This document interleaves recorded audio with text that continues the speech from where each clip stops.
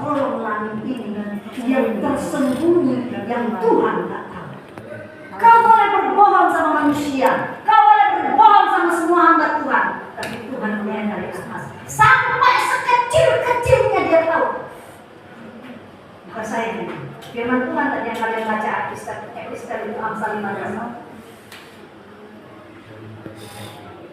Justru karena kita menyimpannya dengan rapat, itulah cara iblis untuk mendustai kita.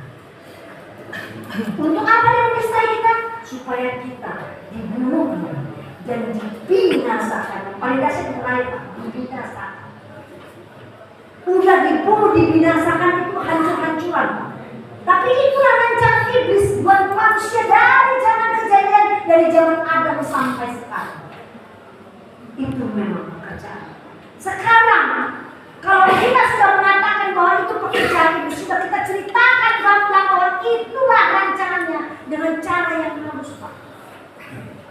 Dengan pekerjaan kita. Apakah ibu pernah diintimidasi, diapakan iblis, dikritik iblis untuk jauh daripada Tuhan? Iya. Bahkan saya belum saksi ya.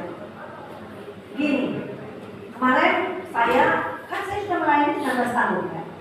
Tapi ada tiba-tiba di bulan Mei lalu, ada satu peluang. Kawan saya menyampaikan kepada saya, untuk saya boleh terjun di KPID, Komisi Penyiaran Indonesia Sumatera, yang tugasnya mengawasi seluruh televisi dan peluang itu diberikan kepada saya. Ada penghasilan dan dilantik di kantor gubernur dan otomatis mengawasi 17 televisi dan 97 radio. Itu akan membutuhkan waktu, konsentrasi dan segala macam. Adakah untungnya di balik itu? Ada sekali. Uang pasti ditarik.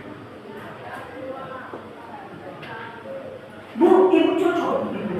Saya sudah melihat track record itu dalam waktu di dunia sekuler. Ibu pengalaman ibu pas di tempat tawaran yang menggiurkan semua. Dan saya hanya kasih waktu sama ibu sampai dengan seminggu saja. Bagaimana? Kalau oke bu, saya yang bawa ibunya, katakan yang bawa kita yang bisa menjanjikan kita. Kalau kita menawarkan sendiri, tidak ada apanya, tidak ada kekuatan. Tapi karena ada yang mau. Jadi seminggu waktunya. Oh, tunggu yang saya bertunggu.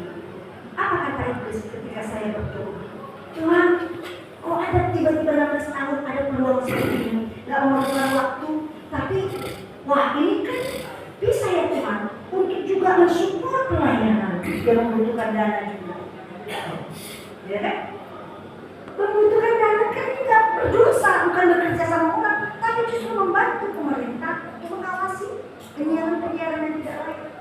Dan kita mendapatkan uang, belum lagi uang SPJ, belum lagi dapat mobilnya, belum lagi yang baik itu. Tawaran yang maka kata-kata yang saya dengar, takkan apa-apa, itu enggak buat jahat. Bahkan kau akan bisa mengeksplor dirimu walaupun usiamu sudah segitu. Inilah kesempatan. Mana ada menerima pekerjaan usia 5 sampai 60. Tapi karena ini pekerjaan yang memang kau dapatkan, ambil aja. Pelayanan kan teman-temanmu banyak. Kamu kan di tim yang bisa melayani. Dikasih juga anggota 3 orang untuk mensupport kamu, untuk membantu. Jadi kamu gak susah-susah amat. Kalau kau sibuk kemana-mana ada yang bantu. Kata-kata rayuan begitu enaknya di dalam otak saya. Maka saya tanya sama Tuhan, Tuhan, ini bagaimana? Waktu tinggal beberapa lama sebentar. Ini bagaimana Tuhan? Bolehkah? Selama saya menjawab Tuhan, saya aktifkan di gereja GKPS, kami kan melayani kan.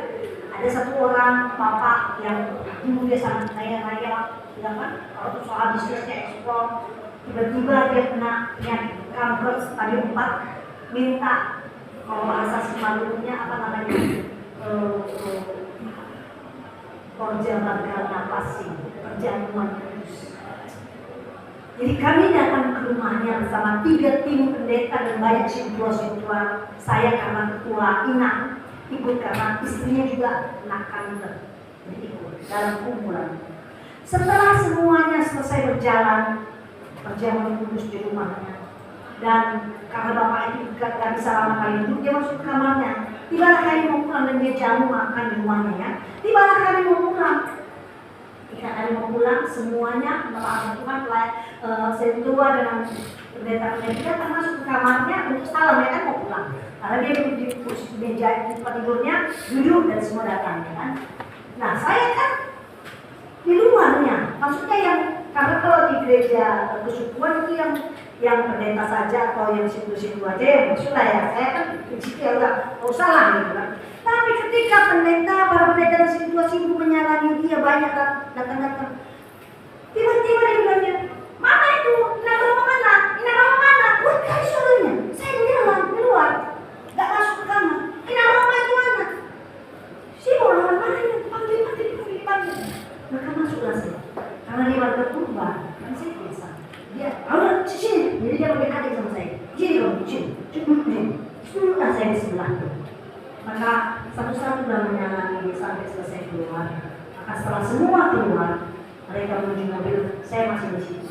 Saya tanya, ada apa Pak? Kenapa panggil saya?